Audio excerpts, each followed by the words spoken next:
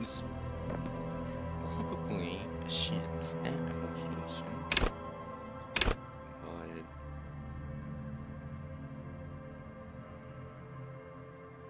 fuck it. Okay, stats. What is a thorn?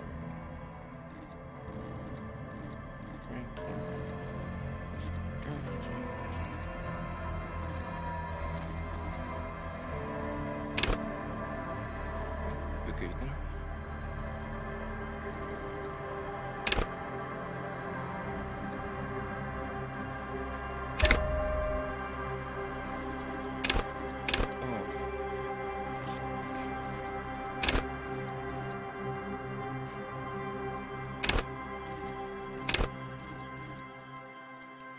So turn to authority.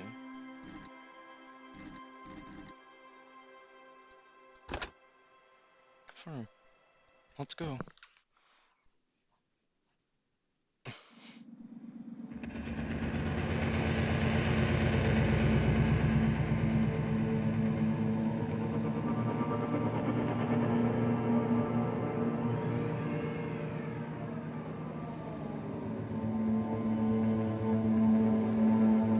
There is nothing. Only warm primordial blackness. Your conscious ferments in it. No larger than a single grain of malt. You don't have to do anything anymore. Ever. Never, ever. Never, ever, ever, baby. An inordinate amount of time passes. It is utterly void of struggle. No ex-wives are contained within it. An awareness creeps up on you. A mass lies hidden in your dead angle, soaking in some lurid acidic source. It's bloated and shameful, a ball of meat surrounding you. This is a terrible line of questioning, and it will only lead to more awareness of the meat thing. Ex-love, ex-tenderness. It is foolish of you to resurface to the loss. Not after all the damage you've suffered to get here. Some of it irreversible. Stay.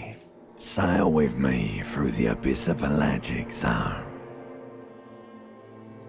Do you really? You wouldn't like it if I told you what was back there. Why'd you think you had to bludgeon yourself into oblivion?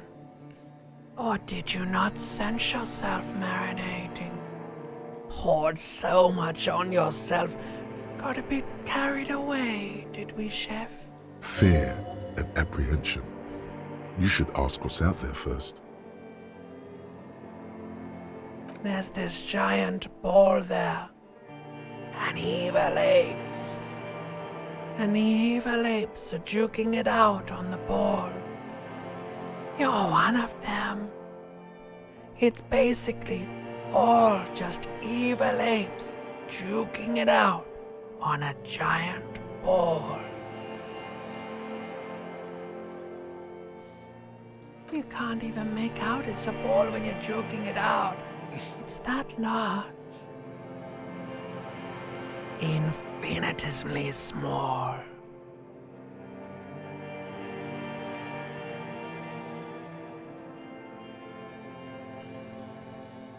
Vying for resources is just a stupid expression you picked up somewhere. The part of the presentation you want to take home with you is this.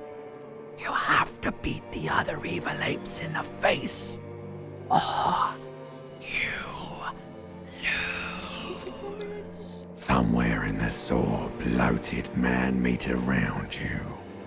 A sensation. Like a fly to the ointment, your conscience sticks to it. The limbed and headed machine of pain and undignified suffering is firing up again. It wants to walk the desert, hurting, longing, dancing to disco music. The stench of liquor rises from your mouth, and with it, an ungodly headache. A fiery streak penetrates your skull, trying to force your eyes open. It's a sound, a clarion call from hell. Somehow, you know what it is. A Caprice Canadian motor carriage.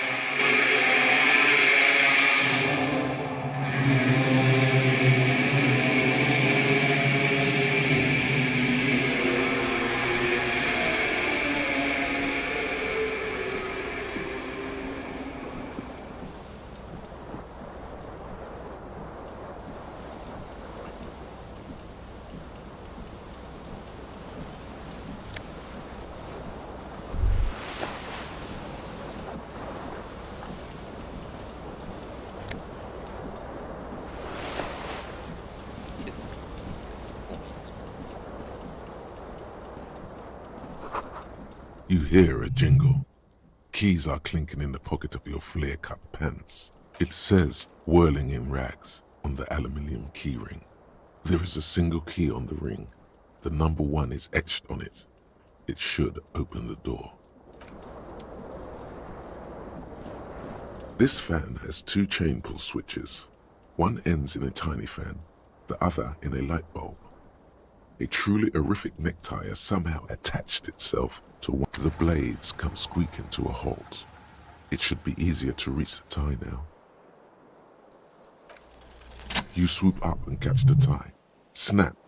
It's released from the blade. What you have in your hand is a truly hideous necktie, with 4 or 5.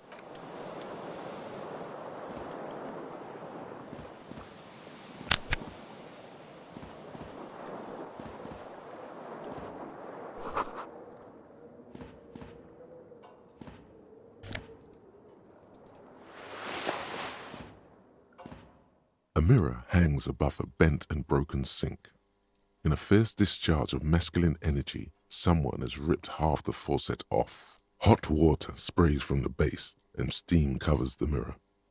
You cannot see yourself, just the outline of a man. Suddenly, you realize you have no memory of the face that awaits you there, underneath the soft vapor. Really, all recollection of the person you are, the people in your life, and even the world you're in has drowned in a sea of blood alcohol. This was no mere night of drinking. It was a deluge of world-ending proportions. As you slowly reach your hand towards the surface of the mirror. Abort. You clearly have not thought this through. You won't like what you see there, and you will never unbecome it. Behold. You have no idea who this thing is, do you? Too late. You clearly have rigor mortis on your face. Or wait, is that an expression? Are you trying to make an expression with that face? Why? Please stop. It's horrible. You can't, can you? It's like it's not even voluntary anymore. You have worn that grin into your face, and now it won't come off. What does it even mean? What is the emotion you're trying to convey? There might have been, 10 years ago. It's little more than a cadaverous spasm now. Like the rest of you, it comes from a bad place somewhere in the past.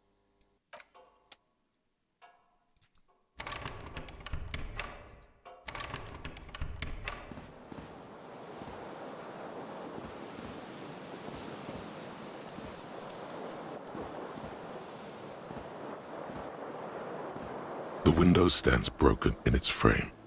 Cold wind blows in. The shards face outward. Whatever broke this window came from the inside. A fine web of scarring covers the back of your right hand, but none of it is recent. More likely,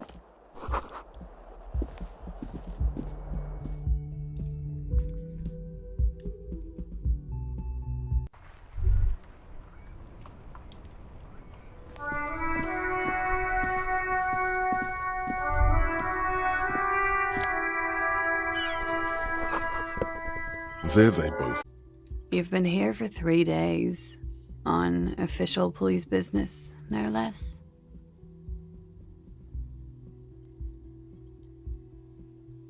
Couldn't say. In truth, so far, mostly drinking. Don't be so harsh on yourself. They let almost anyone be a police officer.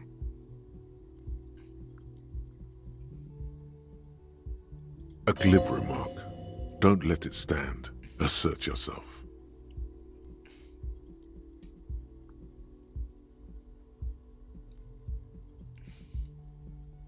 A fondness for contradictory statements.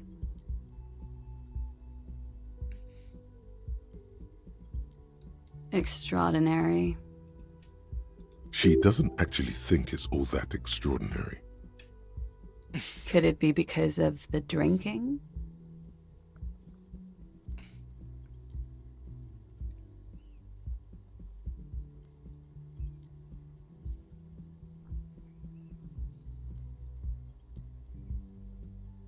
Of course.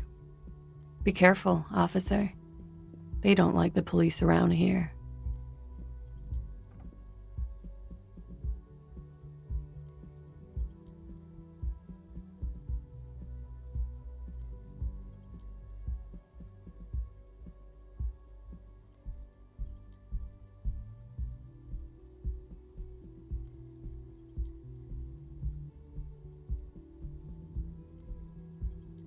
She looks back at you, a light glinting off her eyes. Goodbye.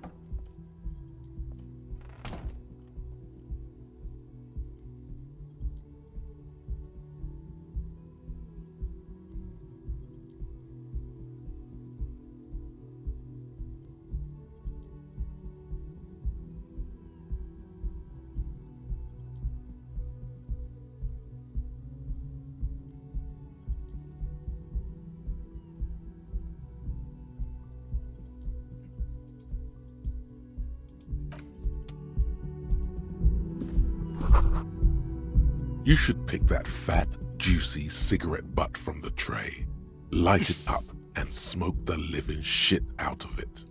Who knows what you are? A monster, a murderer, the gnome of Jeroma? You feel like a smoker, especially when you look at that juicy, succulent, seductive cigarette stub, still smoldering deliciously. How very astute of you. This renders it ineffectual. You should look for a whole cigarette, or better yet, an entire pack. Strike that. A carton. Make sure they're all healthy and able-bodied. Then smoke them all. Good. They'll make you stronger and better.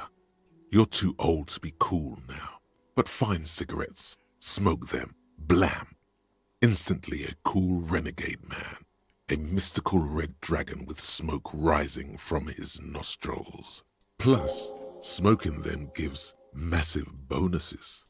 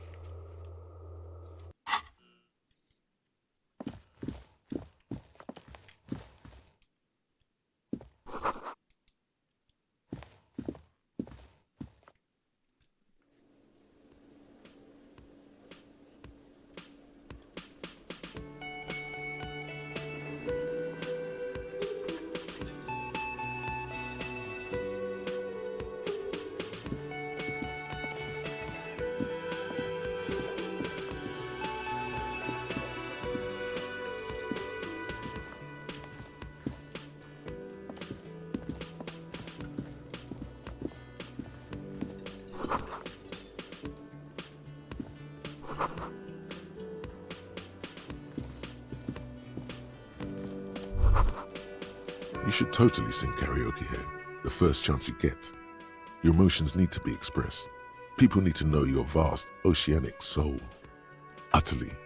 And it needs to be heard through a PA system by other people. You have not yet stumbled on the right lamentation, but it's out there. It'll come to you. You will wreak havoc with it. Don't worry. Serves them right. Wipe that smirk off their face with your sad, tragic song. Who's laughing now? No one. You have to find something tragic to sing first, though.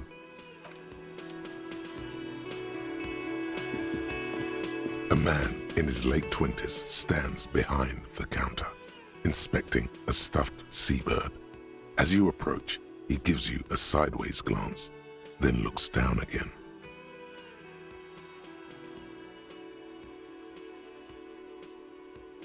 That was disdain in his eyes. Even now he's purposely ignoring you. A competent work of taxidermy. The white and brown seabird lies among piles of coasters and drying mugs. One of its wings broken. The man is trying to mend it. Looks like the bird was ripped off the shield that was used to mount it, most likely on a wall. This is the Great Skua. The seabird is the symbol for the discovery of the Insulindian Isola, the part of the world you are in right now. Something about it makes you feel bitter. Look, your buddy is over there. Why don't you go and talk to him, okay? He pretends not to hear you, concentrating on the bird instead. No, I'm not the bartender. I'm the cafeteria manager. I have 3 cafeterias to manage. 3. Sylvie tends the bar here, not me. I'm only standing in. Oh no, you're a hero. A real hero cop. Could the massive property damage upstairs have anything to do with this? Am I? Or did you ride in, take the body down, solve the murder, and not trash my hostel room? You're right, you didn't, and it's only taken you 3 days not to. No, I haven't seen you around. I'm not always here.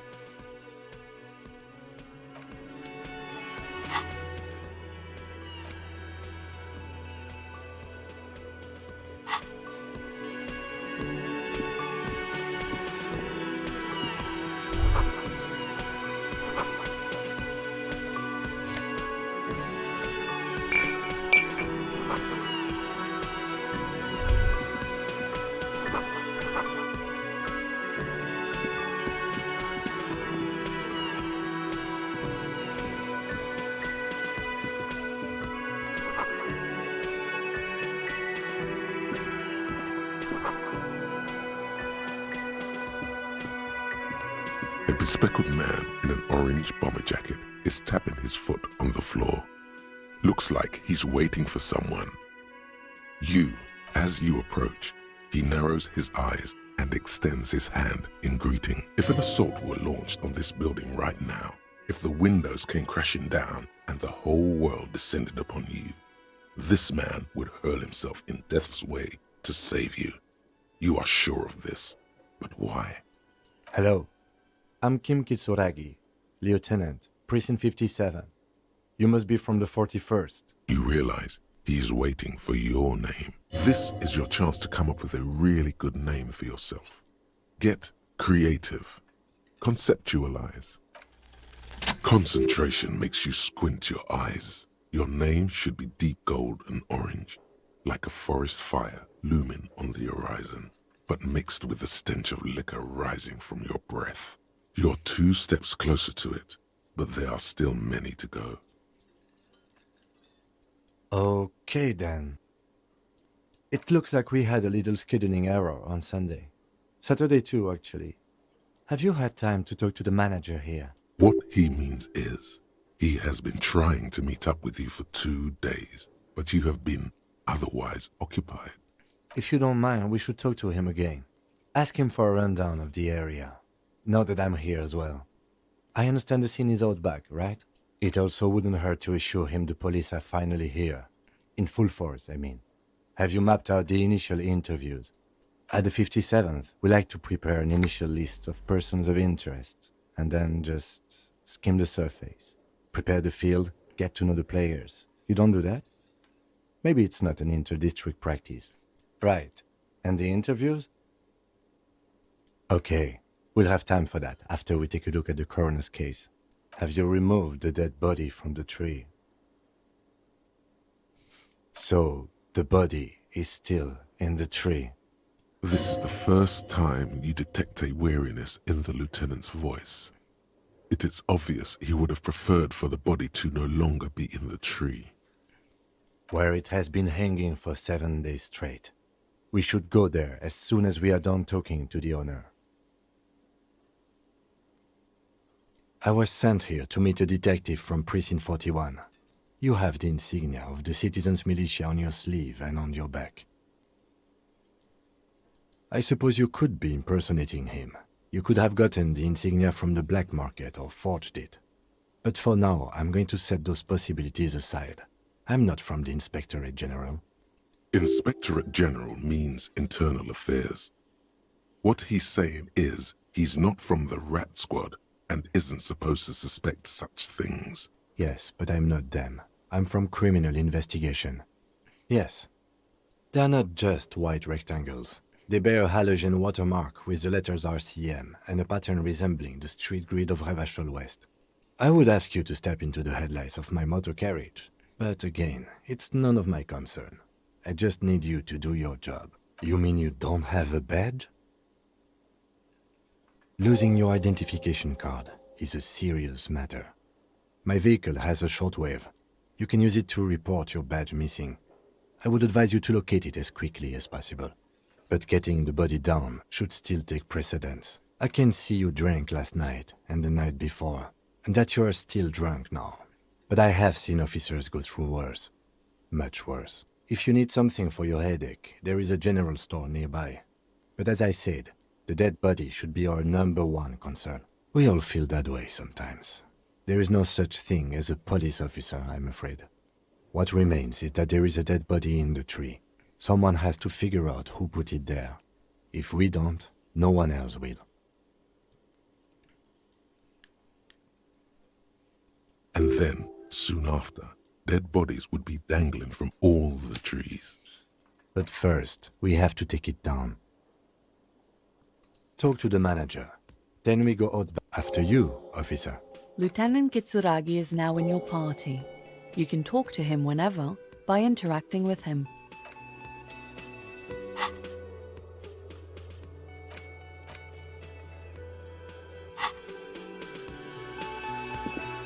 Hello, sweetie. Wait, who's Sweetie? Why, you are, officer. And have you found anyone to be sweet to?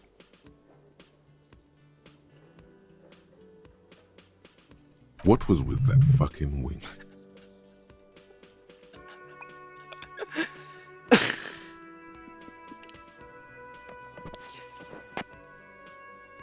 I see you are still grieving.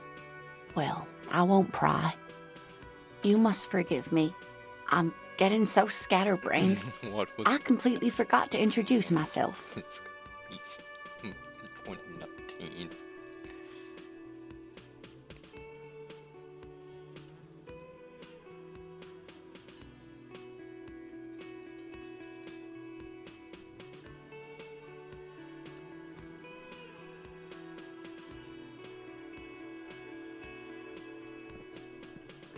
I'm Lena.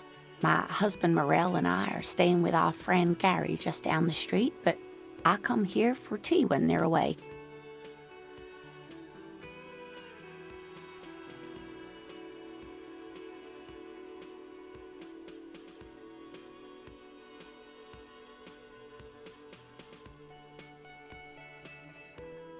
This Lena is wacky enough for the motley crew.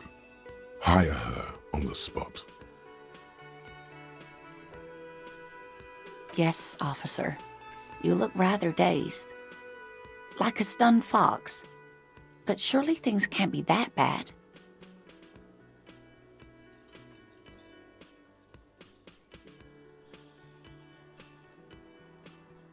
Oh my. You know where we are, right? That's right. And where is the Whirling in Rags cafeteria itself located? We're in the city of Revachol, dear. How would I even begin to tell you? Revachol is the most beautiful city in the world. We're fortunate to be here, you and I.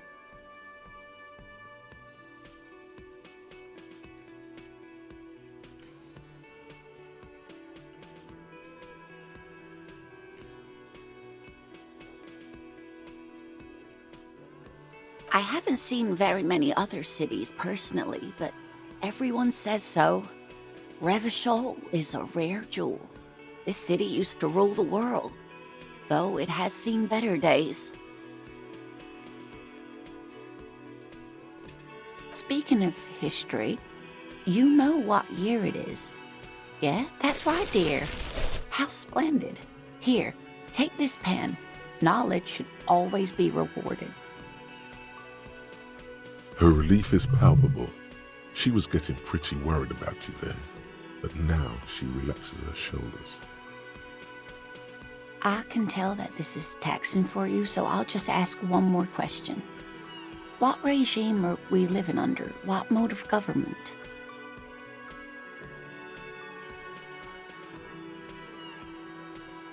Nope, sadly not.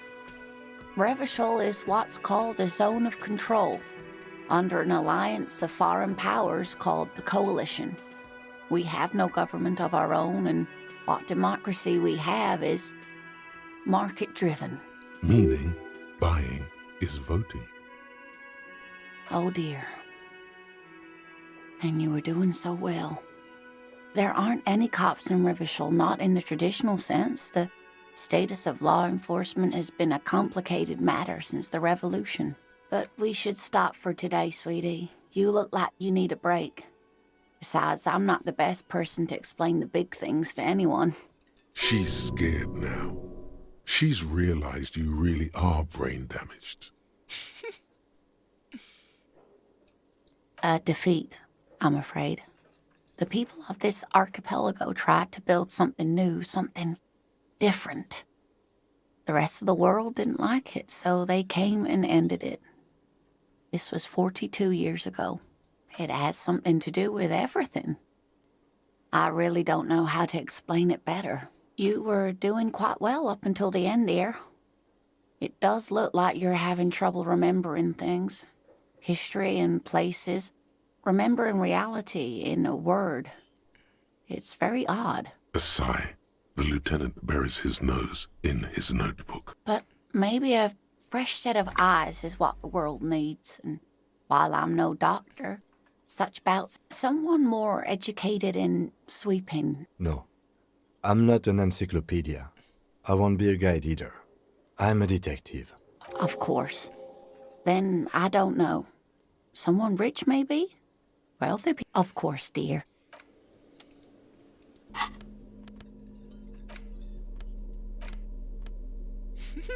Green again. I can't equip it.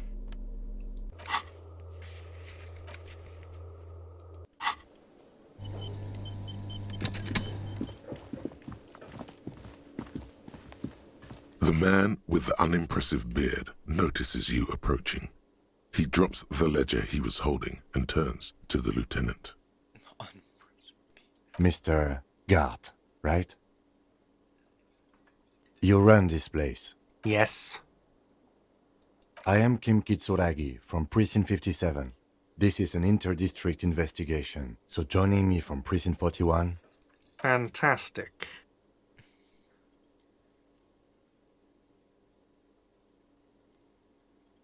Right. Now, I know it took us a while to arrive at the scene. It also took you a while to call us and report the dead body. It was you who placed the call, yes? No, I only just got here. It was probably Sylvie who called you. She usually works the bar here. I'm only temporarily taking over her duties. Do you have her number? As a matter of fact, I do. You said you just got here. From where? Are you a local? What, of Martinez? No, I live in Jamrock. I only sometimes come here to keep an eye on the place. This is just one of the many, many cafeterias I manage. But you still know your way around, yes? In case we need directions. Yes, I know where some things are, but as I said, I don't live here. I just used to work here. And I'm not going to start working here again, if that's what you think. I didn't imply that.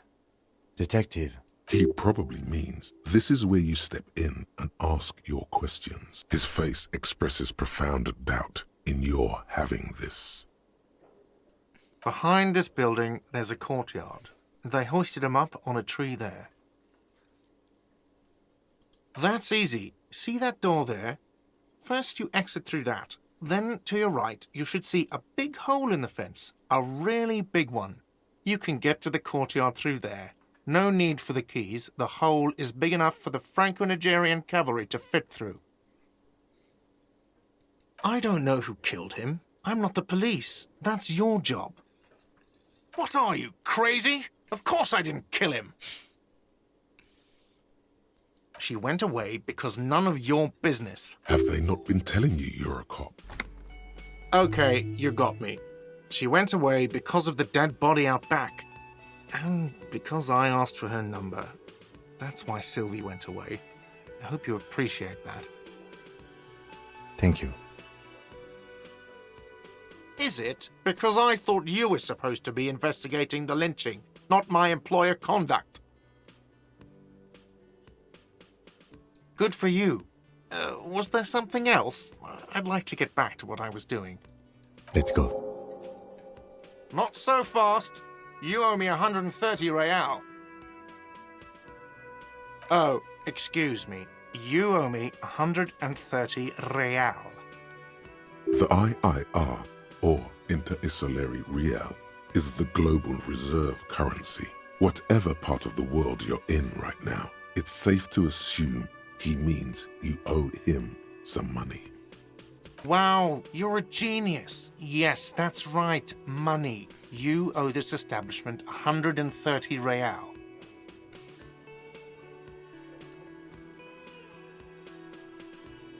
Let's see. 3 nights at a tariff of 20 real comes to 60 real. Then there's the window you annihilated. The hole in the window was the first thing I saw when I came to work. So don't try to tell me you didn't. That will be 40 real in damages. Another thing you've annihilated is half the bar. You've run a tab of 30 real. Actually more, but we'll round it down to 30 for your hard work maintaining the stability and order of Revachol. That's 60 plus 40 plus 30 equals 130 real. And yes, real is still money. What are you, a philosopher? Money is what grown-up people use to pay for things. Things like this hostel room, or 8 bottles of potent blend, and 9 packs of Royal Extra. We use it for everything, really.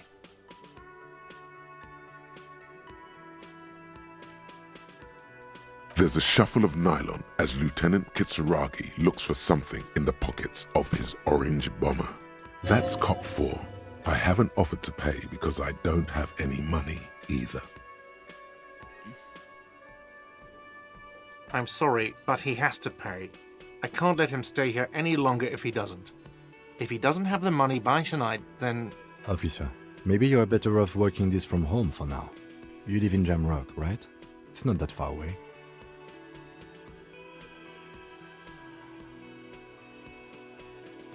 Officer, you really need to take this up with your station. I have a shortwave radio in my car. Call them, ask for assistance. We have to get this investigation started now. Good luck.